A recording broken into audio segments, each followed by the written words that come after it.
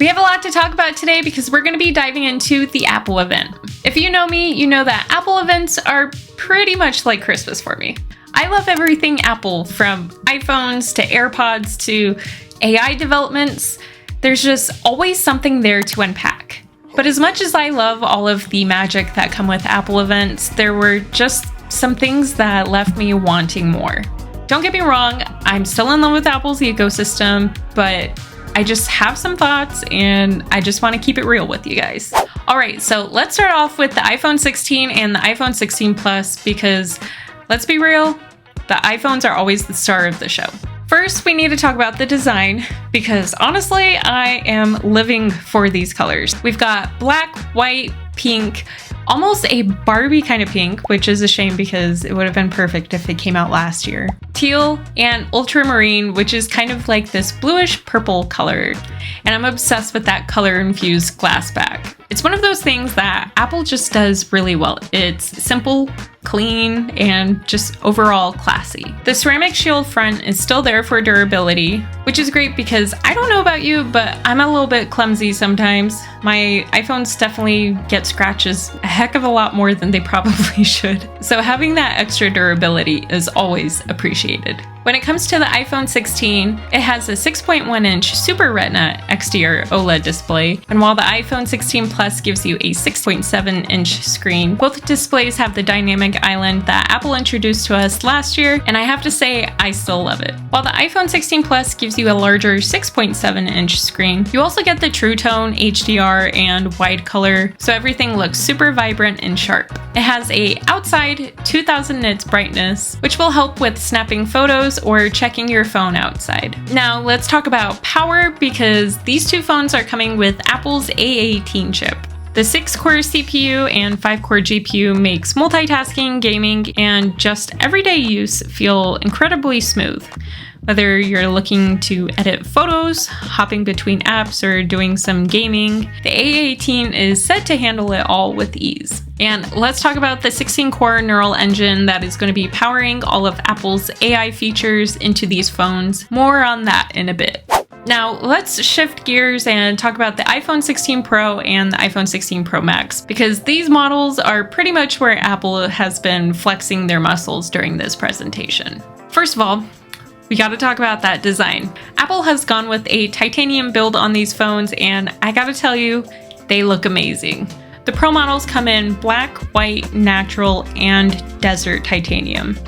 And they've managed to make these phones lighter and more durable than the previous year's models. The textured matte glass backs on these phones really make them look premium and honestly give them a whole new level of kind of sophistication. The iPhone 16 Pro has a 6.3-inch Super Retina XDR display, while the Pro Max rocks a 6.9-inch display, both featuring ProMotion technology with adaptive 120Hz refresh rates. The 2000 nits peak brightness outdoors makes it super easy to see your screen in any lighting condition, and everything from scrolling to gaming is supposed to feel buttery smooth with that 120Hz refresh rate. Apple's displays have always been top tier, and this one is no exception. Alright, so let's get into the cameras because these are usually the most exciting part about the phones, right? The iPhone 16 Pro Max has a 48 megapixel main camera with second generation sensor shift optical image stabilization, and it takes stunning shots. The colors are vibrant, the details are sharp, and it performs really well in low light situations. There's also a 48 megapixel ultra wide lens with a 120 field of view, which is perfect for those landscape shots or when you're just trying to fit more into your pictures. But here's the thing, I have to admit, I was really hoping for more when it came to the cameras, especially when you compare it to the Samsung Galaxy S24 Ultra, which has a 200 megapixel main camera. I mean, it's good, but when you see what the S24 Ultra can do, it's hard not to feel like Apple is trying to play catch up in the camera department. I mean, don't get me wrong, the iPhone's camera is still great, but I was hoping for that next level leap in innovation, and sadly, we just didn't get it this year. Or the year before. Or the year before. I love my iPhone, but I just can't ignore the fact that Samsung is really pushing the boundaries with their camera technology, and I'm just waiting for Apple to do the same. With that being said, One of the things that Apple did nail during this presentation is the customizable camera buttons on the Pro models. This is a cool feature for anyone that loves just snapping photos on the go. With just a press of this dedicated button, you can instantly open the camera, even if your phone is locked.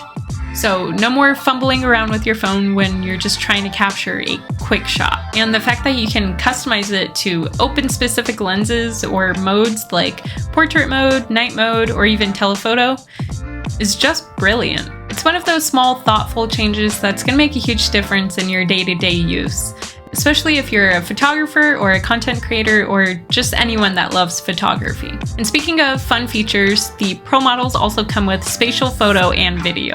This is a really cool feature if you're someone that owns a Vision Pro or perhaps are into 3D printing. You can capture photos with depth, which means you could essentially turn objects that you take photos of into 3D models. It's such a creative tool, whether it's for 3D design projects, keepsakes, or you're just capturing a moment still in time that you want to go back to visit. Now, switching gears, we'll take a look at the Apple Watch Series 10. First off, it's 9.7 millimeters thick, which makes it nearly 10% thinner than the Series 9. And it's said to feel so much lighter on the wrist with a 20% weight reduction on the titanium model. The aluminum cases are 10% lighter, and with the switch to grade 5 titanium, the watch is said to feel even more premium than ever. It's also the fastest charging Apple Watch yet, hitting 80% in just 30 minutes. Which is amazing for those that are constantly on the move. Plus, you can now play audio like podcasts or music directly through the Apple Watch speaker, which is the first time ever. And the neural network that reduces background noise when you're on the phone? Super handy. But the Series 10 isn't all about the looks. It's bringing some serious health upgrades as well. There's a depth gauge that works up to 20 feet and measures water temperature, which is perfect for scuba divers or swimmers. But the real standout is its ability to detect potential sleep apnea conditions while you sleep, using machine learning and clinical data that Apple validated during a large clinical trial, which is a huge health feature if it's said to do as well as they're claiming it does. Alright, so let's move on and talk about the Apple AirPods 4. Apple made some nice adjustments, adding adaptive transparency, which adjusts your noise cancellation based on your environment. It definitely seems to be useful, especially if you go back and forth between noisy and quiet environments a lot. But here's where I gotta be honest, I just wasn't blown away by this feature. Other brands like Anker or JBL already have had this feature for quite a while now, so while it's nice that Apple added this feature to the AirPods 4, it just doesn't feel groundbreaking. And then there's the AirPods Max. Apple finally added USB-C charging to these headphones, which is great because yes, you can now charge your headphones with the same cable that you use for your phone or your tablet or your laptop, but that's it. I mean, they did give us some new colors as well, but to be honest, I was pretty disappointed because I really wanted to get a green set of AirPods, and lo and behold, they got rid of the color, and that's the big update for the AirPods Max. It almost felt so underwhelming here that I just wonder why they even included it in the presentation to begin with.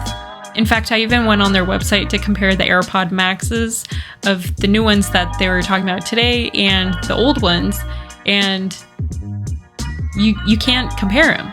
Like, it literally does not give you the option to compare the two.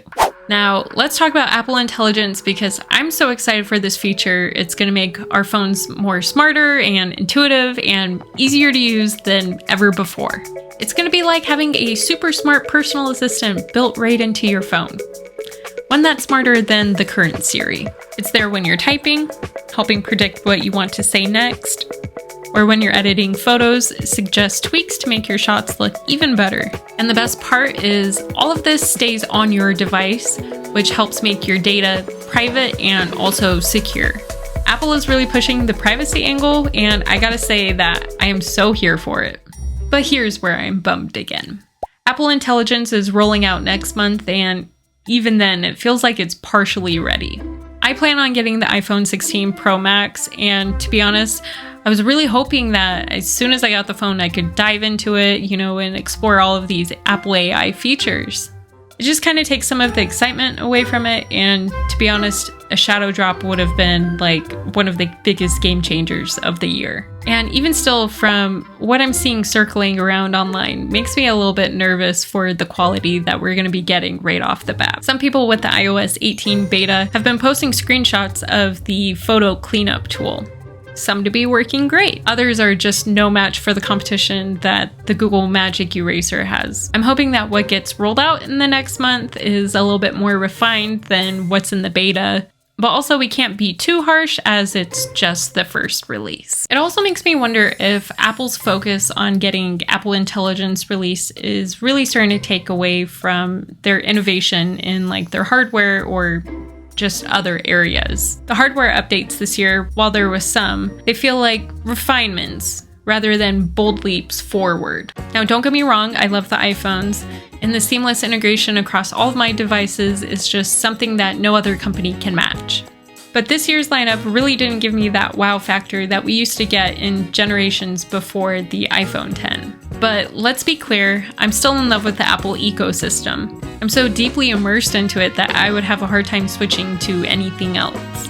It's just the way that devices all work together. The iPhone, the iPad, the MacBook, just how they all integrate together is just pure magic. And Apple knows this. They've created this flawless ecosystem that just works. And it's what keeps me watching the Apple event year after year after year.